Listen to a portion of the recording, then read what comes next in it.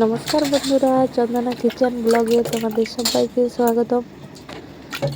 তো আজকে আমি বানাচ্ছি ছোট আলু দিয়ে আর মটরশুঁটি দিয়ে আলুর দম। তো প্রথমে আমি আলুগুলো সেদ্ধ করে নেব একটা সিটি দিয়ে। তো আলুগুলো আমার সেদ্ধ হয়ে গিয়েছে। এরপর আমি ওই যে গরম জলটা ছিল ওটার মধ্যেই মটরশুঁটিগুলো দিয়ে দিলাম। মটরশুঁটিগুলো একটা সিটি দিয়ে দেবো, বাস হয়ে যাবে। তারপর এই যে আলুগুলো ছাড়া হয়ে গিয়েছে। এরপর আমি মটরশুঁটিগুলো দেখে নিচ্ছি একটু, হ্যাঁ সব ঠিক আছে, সেদ্ধ হয়ে গিয়েছে। এরপর আমি একটু সাদা তেল দিয়ে দিলাম। এরপর একটা লঙ্কা আর কয়েকটা মেথি, তারপর পেঁয়াজ, এগুলো ভেজে নেব আমি।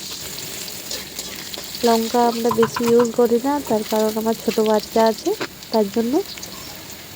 আর এই যে আদা রসুনের পেস্ট।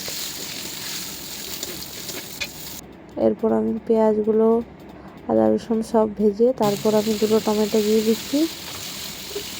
এরপর পরিমাণ মতো নুন, হলুদ আর জিরে, ধনে, লঙ্কার গুঁড়ো একসাথে মিক্স করে আমি ঘরেই বানাই, সেটা দিয়ে দিলাম। এরপর একটু মশলাটা ভেজে নেব ভালো করে। এই যে হয়ে গিয়েছে আমার মশলাটা ভাজা। তারপর আলুগুলো দিয়ে দিলাম।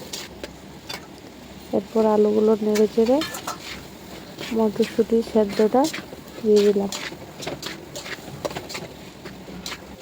তো বন্ধুরা, তোমরা যদি আমার চ্যানেলে কেউ নতুন হয়ে থাকো তো প্লিজ চ্যানেলটি সাবস্ক্রাইব করে দিও।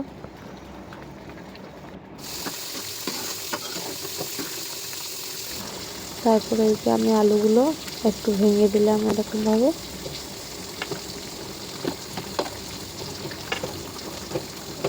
সব আলুগুলো কিন্তু ভাঙিনি, কিছু কিছু আলু রেখেছি। তো এই যে আমার মটরশুঁটি দিয়ে আলুর দম রান্না হয়ে গিয়েছে।